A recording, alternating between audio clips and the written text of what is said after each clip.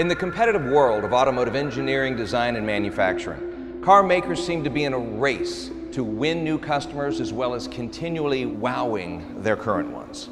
And BMW is no different. That's why they're excited to introduce their brand new Gran Coupe, their four-door coupe. Even though it shares the same wheelbase as the 5 Series, it sits a couple inches lower and is almost as long as the 7 Series. The 640i we're looking at has the M package, and one of the components of that is a more aggressive front fascia. Now, this model also has the optional full adaptive LED headlamps and fog lamps. But they've also added something new, which is the elongated side-to-side third high brake light, which adds a very distinctive appeal to the vehicle. And of course, you do have your hidden backup camera here, and this also doubles as a trunk release. And what's nice is you have over 16 cubic feet of fully carpeted and insulated rear cargo space.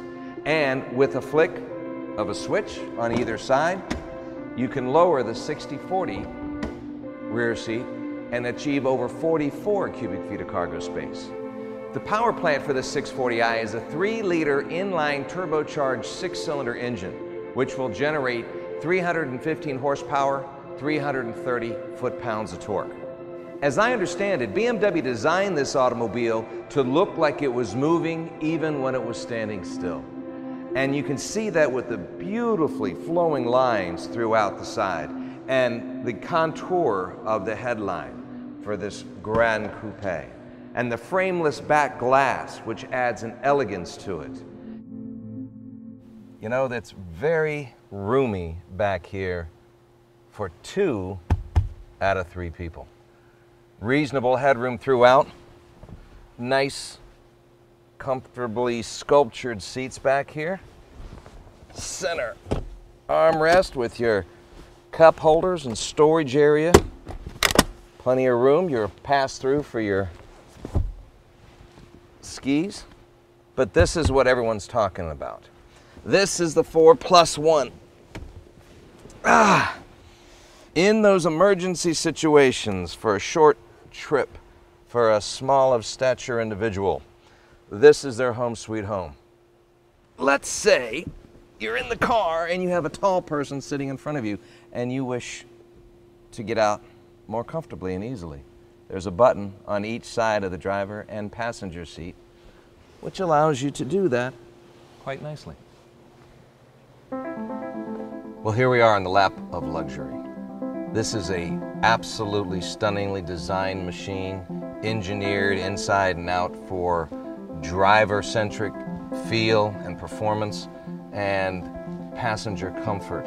The first thing I notice is the beautiful contrast between the cinnamon brown Napa leather and the dark leather that covers the center console area and cascades over the instrumentation and dash, and of course ends up in your hands with the M Sport steering wheel. And it feels great.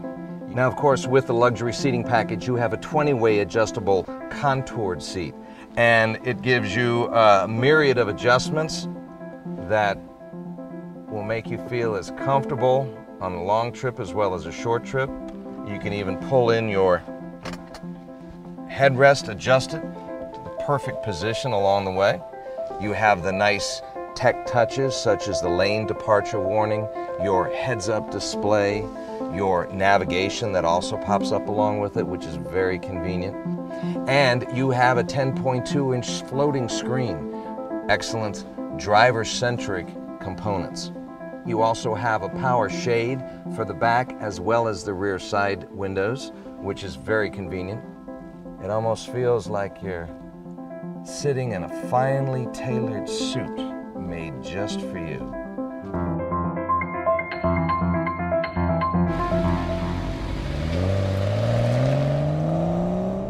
Now, even though this shares the same chassis system as the 5, it's really the length that gives it its flavor and the lower styling of it that's really a lot of fun. You know, I love the 6 Series Coupe. It is just a gorgeous automobile. But it is such a large automobile that it's almost common sense to think, look, just extend the wheelbase a bit, add 2 more doors, and really give it the room and comfort it deserves without sacrificing its beautiful looks. And I think they've done a nice job with that with the Gran Coupe. Now with the 3-liter 6, it's very, very smooth, especially when it's, mated with the 8-speed automatic, and it saves you a bit of gas too. The electric power steering really is sufficient for day-to-day driving. I mean, you can maneuver in and out of traffic, get in and out of tight spots, no problem.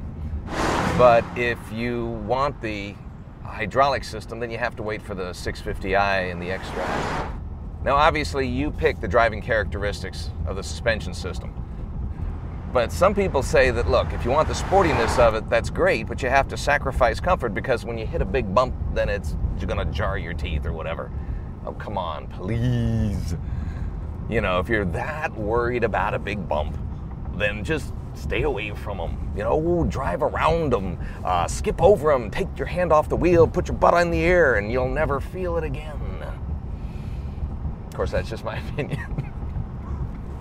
It's a lot of fun driving nice cars and reviewing automobiles, commenting about the things you really enjoy. And yet, some people feel the need to always find something negative about everything. And what you might find positive, somebody else might find negative.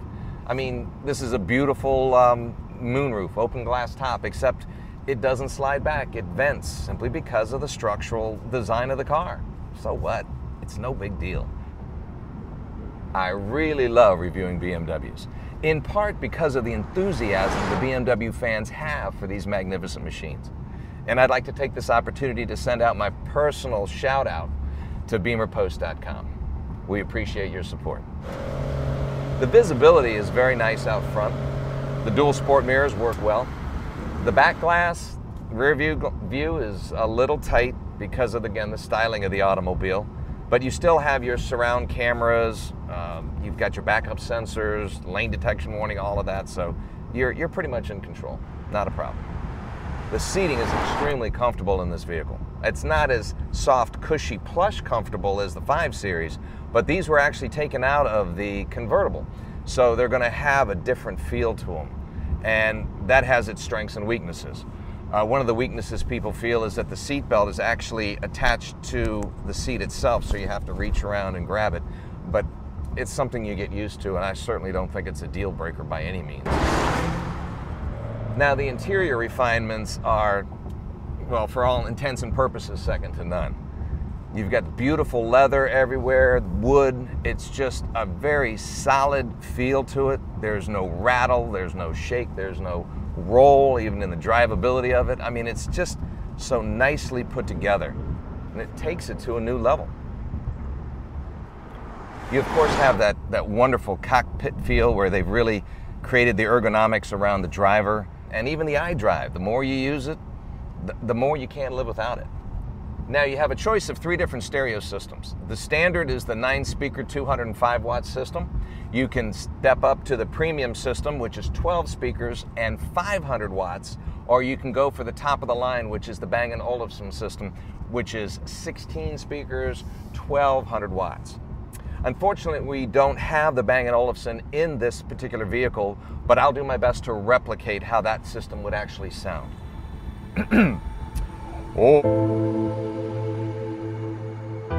You know, there's a true test of a 2+2, and that's how comfortable the back seat really is for the passengers, because that's the whole idea, give more room for people in the back.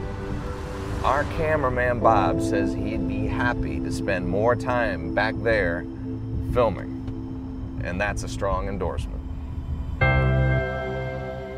Now, who's the target market for this type of automobile? Well, obviously, somebody that wants to look good with a lot of nice styling on the exterior, and yet still have a certain practicality on the interior for carrying people. Because it does start out, base model, around 76, and when you add the other option packages available, it can jump up to over $100,000. You know, there's no doubt having a 4-door coupe is a very practical idea, but it's more of an emotional experience.